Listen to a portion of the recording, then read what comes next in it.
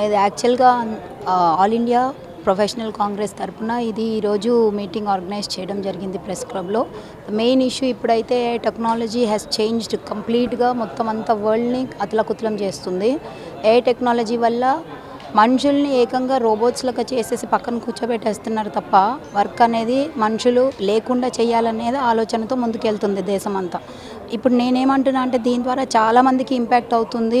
Main thing ఏంటంటే AI technology వచ్చిన దాని తర్వాత దాని గురించి అవగాహన అనేది క్రియేట్ చేయట్లేదు. అండ్ దాని రిలేటెడ్ ఏమన్నా ట్రైనింగ్ ప్రోగ్రామ్స్ ఆ కంపెనీస్లో ఇంప్లిమెంట్ చేసిన తర్వాత ఇవ్వాలి. అండ్ హుటాహుటిన మనుషుల్ని తీయడం వల్ల వాళ్ళ కమిట్మెంట్స్, వాళ్ళ ఫ్యామిలీ బ్యాక్గ్రౌండ్ చాలా ఎఫెక్ట్ అవుతుంది.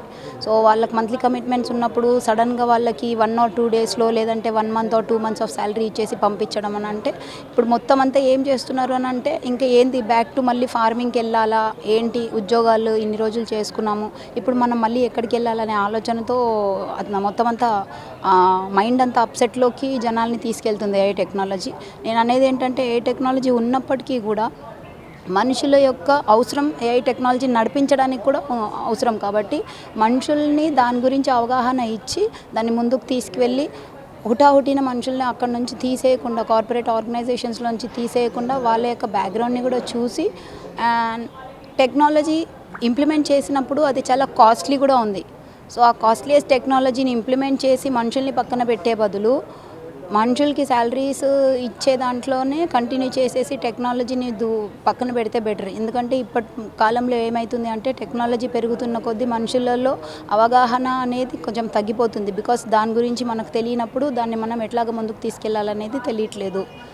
సో దీనివల్ల అయితే చాలా ప్రాబ్లం ఉంది.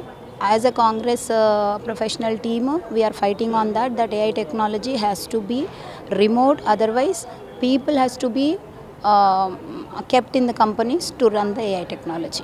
అంటే టెక్నాలజీ అనేటప్పటికి మన కమ్యూనిటీస్ అన్నీ ఆన్లైన్లోనే ఉన్నాయండి. ఫేస్బుక్ కానీ, లింక్డ్ఇన్ గ్రూప్స్, వాట్సాప్ గ్రూప్స్లోనే పరిమితం అయిపోకుండా టెక్ లైఫ్స్ అనేవి టుగెదర్ ఫర్ టెక్ లైఫ్స్ అనేది ఎందుకు తీసుకొచ్చాం అంటే చాలా ప్రాబ్లమ్స్ ఉన్నాయి. ఏఐ వల్ల కానివ్వండి, లేదంటే వర్క్ కల్చర్ వల్ల కానివ్వండి, adapting western work culture in technology companies. So దానికోసమని ఇది స్టార్ట్ చేయడం జరిగింది. మోస్ట్లీ మనం లాస్ట్ వేవ్ చూసుకుంటే అందరూ ఆఫీస్కి వెళ్తే పింక్ స్లిప్ ఉండకుండా ఉంటే చాలు అనుకున్న పరిస్థితి ఉంది. సో అయితే అది ఎందుకు వచ్చింది? అయితే మీరు ఆ జాబ్కి రెడీగా లేకపోవడం వల్ల ఎన్వైర్న్మెంట్లో జరిగే చేంజెస్ ఏవైతే ఉన్నాయో ఇప్పుడు టెక్నాలజీలో, ఇప్పుడు జాబ్ మనం వెళ్ళంగానే సిస్టమ్ ఆన్ చేసుకుని ఒక పని చేసుకునే పరిస్థితి ఉండేది. ఇదివరకు కోడ్ రాసుకునే వాళ్ళం. ఇప్పుడు అట్లా కాదు, దాన్ని కోడ్ అంతా కోపైలట్ చేస్తుంది, క్లౌడ్ ఉంది, చాలా టూల్స్ వచ్చేసినాయి. సో ఇప్పుడు దాన్ని అడాప్ట్ చేసుకోవాలి. సో మనం ఇంకా అక్కడనే ఉంటాము, నెక్స్ట్ అప్ స్కిల్ అవ్వము అని అంటే కనుక అది ఒక స్టేక్. అట్లానే ఎంత ఏదైనా కూడా జాబ్ పోయింది, ఒక 5 years వర్క్ చేసాము, 10 years వర్క్ చేసాము, వేరే ఏ ఆర్గనైజేషన్లోనైనా గవర్నమెంట్ ఏదే కార్పొరేషన్స్లో కానీ వర్క్ చేస్తే ఒక గ్రాట్యుటీ అని, పిఎఫ్ అని, ఈఎస్ఐ అని అట్లాంటి బెనిఫిట్స్ ఉంటాయి. అయితే ఇప్పుడు టెక్నాలజీ కంపెనీస్లో, ఇప్పుడు కార్పొరేట్ కంపెనీస్లో వర్క్ చేస్తున్నాం. మనం వర్క్ చేసినప్పుడు మనకి ఏం బెనిఫిట్స్ ఉన్నాయి? మన వల్ల కార్పొరేట్ కంపెనీస్ చాలా మంచి బెనిఫిట్స్ తీసుకుంటున్నారు. మనకి ఇచ్చే జీతాలు అయితే అందులో అసలు నాట్ ఈవెన్ పర్సంటేజెస్ కూడా కౌంట్ చేయలేము మనము. అండ్ మీరు బడ్జెట్ చూసుకుంటే బడ్జెట్లో కూడా రాయితీలన్నీ కూడా టెక్నాలజీ కంపెనీస్కి, కార్పొరేట్ కంపెనీస్కి more than 400 crore turnover companies అని పెద్ద పెద్ద కంపెనీస్కి ఇచ్చారు. కానీ స్టార్టప్స్కి ఏం రాయితీలు ఇవ్వలేదు కదా. సో అప్పుడు ఈ కంపెనీస్లో వర్క్ చేస్తున్న మనకి ఏం సేఫ్టీ ఉంది? మనం ఎవరి దగ్గరికి వెళ్ళి అడగగలుగుతాము మాకు ఇది కావాలి అని? సాఫ్ట్వేర్ వాళ్ళకి లక్షల్లో పే చేస్తారని ఒక టాక్ అయితే ఉంది కదా. ఎప్పటికీ అందరికీ పే చేయట్లేదు కదండి. ఇప్పుడు మీరు ఒక కార్పొరేట్ కంపెనీస్ చూసుకుంటే వెండర్స్ ఉంటారు. వాళ్ళకి మీకు డైరెక్ట్ ఆన్ రోల్ ఉన్నారా మీరు, లేకపోతే వేరే కంపెనీ పేరోల్ మీద ఉన్నారా, వెండర్ పేరోల్ మీద ఉన్నారా అనేది కూడా ఉంటుంది. మీరు డైరెక్ట్ కంపెనీ పేరోల్ మీద ఉంటే మీకు చెప్పినట్టు లక్షల్లో జీతం ఉంది. అట్లా డైరెక్ట్ కంపెనీ పేరోల్లో ఉన్న కంపెనీలలో ఎంప్లాయీస్ ఎంతమంది ఉన్నారు ఇక్కడ మన హైదరాబాద్లో? అవి హండ్రెడ్స్లో ఉంటే లక్షల్లో ఎంప్లాయీస్ మాత్రం వెండర్ పేరోల్ మీద ఉంటారు. వాళ్ళకి వేలే శాలరీ, బేసిక్ వేజ్ ఏదైతే పాలసీ ఉందో లేబర్ రైట్స్ తరపున అంతే వేజ్ ఇస్తారు మినిమం వేజ్ పాలసీ ప్రకారం. మరి ఇప్పుడు ఇంత వ్యత్యాసం ఎందుకు? పని అదే కదా. వెండర్ ఆన్ బోర్డ్ ఉన్న వాళ్ళకి ఎందుకు తక్కువ జీతాలు రావాలి, డైరెక్ట్ కంపెనీ పేరోల్ ఉన్న వాళ్ళకి ఎందుకు ఎక్కువ జీతాలు రావాలి? అది ఏదో కొంచెం వ్యత్యాసం ఉంది, ఏదో ఒక 20%, 30% కాదు. ఇట్స్ నక్కకి నాగలోకానికి ఉన్నంత తేడా అంటాం, అలాంటివి వేజెస్ అంత డిఫరెన్స్ ఉంది. సో సెవరెన్స్ పే అనేది లేదు. ఇప్పుడు మీకు ఏఐ వల్ల జాబ్ అయిందా, లేకపోతే మీకు ప్రాజెక్ట్ పోవడం వల్ల జాబ్ అయిందా? ఇప్పుడు లాస్ట్ చూసుకుంటే ట్రంప్ పాలసీ చేంజెస్ చేశారు, ఈ వీసాస్ అన్నిటినీ ఆపారు. అట్లాంటప్పుడు చాలా నష్టాలు జరిగాయి కార్పొరేట్ వరల్డ్లో. సో అవన్నీ వేజెస్ని ఎవరు భరించారు? ఆ లాసెస్ అన్ని ఎవరు భరించారు?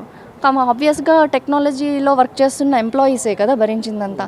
They had to lose their jobs, cuts తీసుకున్నారు, స్లైసెస్ జరిగాయి వేజెస్లో, సెవరెన్స్ పేస్ రాలేదు చాలామందికి. సో ఇవన్నీ ఎక్కడికి వెళ్ళాలి, వాళ్ళు ఎవరిని అడగాలి? వాళ్ళకి ఇప్పుడు ఒక లాయర్ దగ్గరికి వెళ్దాము అంటే వాళ్ళకున్న ఇదిలో ఈఎంఐస్ కట్టాలి, అది ఉండాలి, చాలా ప్రాబ్లమ్స్ ఉన్నాయి.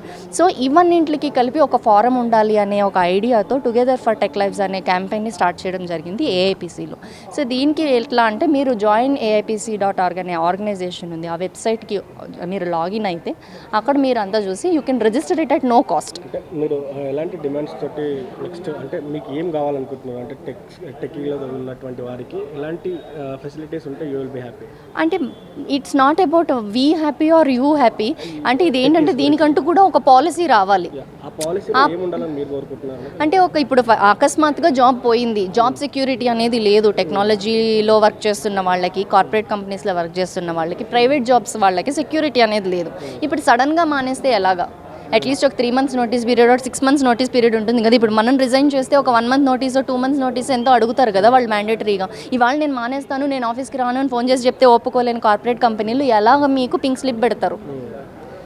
అంటే పింక్ స్లిప్ అనేది అది ఎప్పటి నుంచో నడుస్తుంది. అంటే ఏదైనా సెవెరల్ రిజర్వ్ పైన తీసేస్తూ ఉంటారు, కానీ ఇప్పుడు ఏఐ వచ్చిన తర్వాత పెద్ద ఎత్తున కూడా తీసేస్తున్నారు కదా.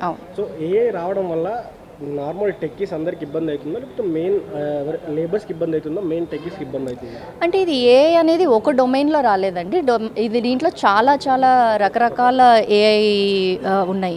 ఇది ఓన్లీ టెక్నాలజీ వాళ్ళకి అని కూడా చెప్పను. ఇప్పుడు డేటా ఎంట్రీ అనేది ఆల్మోస్ట్ ఇట్స్ గాన్. అట్లనే ఏజెంట్కి ఏఐ వచ్చినాక కాలింగ్ లేదు, చాట్ సపోర్ట్ సిస్టమ్ అంతా కూడా ఇప్పుడు ఏదైతే BPM ప్రాసెసెస్ నడిచేవో అవన్నీ కూడా ఏజెంట్కి AI has taken over. So అట్లానే LLMs అవి వచ్చినాక content writing and digital marketing కూడా ఆటోమేషన్ ప్రాసెసెస్ జరిగాయి. సో టెస్టింగ్ ఆటోమేషన్ అయింది, ఇంతకుముందు మాన్యువల్ టెస్టింగ్ అయింది, ఇప్పుడు ఆటోమేషన్ అవుతుంది బాట్స్తో. సో అట్లా ఇప్పుడు ట్రేడింగ్ ఆటోమేషన్ అయిపోయింది, బాట్ ట్రేడింగ్ నడుస్తుంది. సో ఇది ఒక పర్టికులర్ వర్టికల్ అనేది ఎఫెక్ట్ అయింది అనేది మనం చెప్పలేము. అన్ని వర్టికల్స్ ఎఫెక్ట్ అయ్యాయి, ప్రతిదీ కూడా టెక్నాలజీ.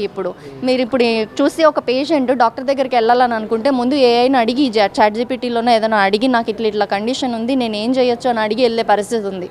ఫ్యూచర్లో సాఫ్ట్వేర్ సైడ్ రావాలనుకుంటున్నటువంటి స్టూడెంట్స్కి ఏం చెప్పదలుచుకున్నారు? రావాలని చెప్తారా, రావద్దని చెప్తారా? ఖచ్చితంగా రావాలండి. You have to be ready. యాక్చువల్గా ఏంటి అంటే మనము షీల్డ్ వేసుకొని వెళ్ళాలి వార్కి వెళ్ళేటప్పుడు. మనం ఆ షీల్డ్ లేకుండా వెళ్తే, వెపన్స్ లేకుండా వెళ్తే వార్లో మనం సక్సెస్ కాలేము. So you have to be ready with the accurate skill. మీకు ఏదైతే స్కిల్ కావాలి, ఏఐ ఉంది, ఏఐని మీరు అడాప్ట్ చేసుకుని, మీరు నేర్చుకుని, ప్రాంప్ట్ ఇంజనీరింగ్ తెలుసుకుని, ఇట్లాంటి స్టెప్స్ అన్నీ తీసుకుని ముందు జాగ్రత్తలు మీరు దానికి తయారయ్యి వెళ్తే అది చాలా మంచిది. మీకు తెలియకుండా వెళ్తే it's not safe. Thank you.